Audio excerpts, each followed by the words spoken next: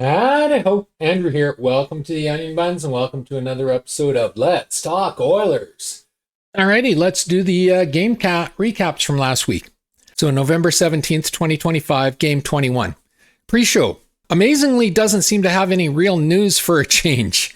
Skinner is in net. Only other thing being talked about is the future of Tomasek when Kapanen returns, and we need to find a roster spot. Tomasek will not clear waivers if sent down, so money is on Tomasek being traded in the next 2 to 3 weeks.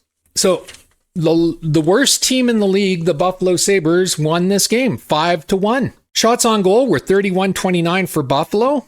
And what I wrote is, so once again, we see the Oilers play down to their opponents rather than force them to try and play to Edmonton's skill level.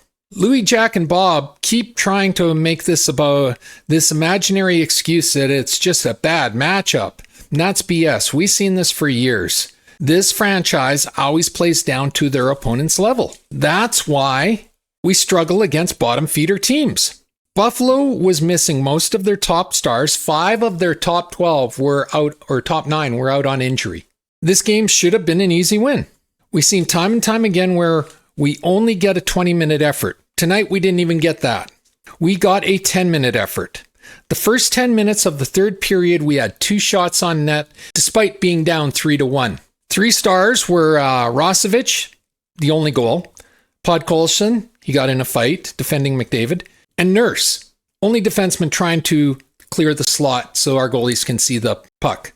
The Slugs, the entire team, other than the 3 names mentioned above and Skinner, for taking 50 minutes off. Simple as that. Rosevich got our only goal and continues to create his opportunities. Podkolzin defended McDavid, which is what I spoke about in the pre-show. Sadly, he was the only forward doing that. And Nurse, as I said, Nurse is the only defenseman on our team trying to clear the slot so our goalies can even see pucks. Darnell wasn't great this game. I'm not saying he was. He was -2 this game. But he was better than the other 5 defensemen by a pretty large margin. As for the Slug, what can you say? We got dominated by the worst team in the league. And making it worse, Buffalo is riddled with injuries to its star players. As I said, 5 of its top 9 players were out on injury. So really, we got dominated by an AHL team today.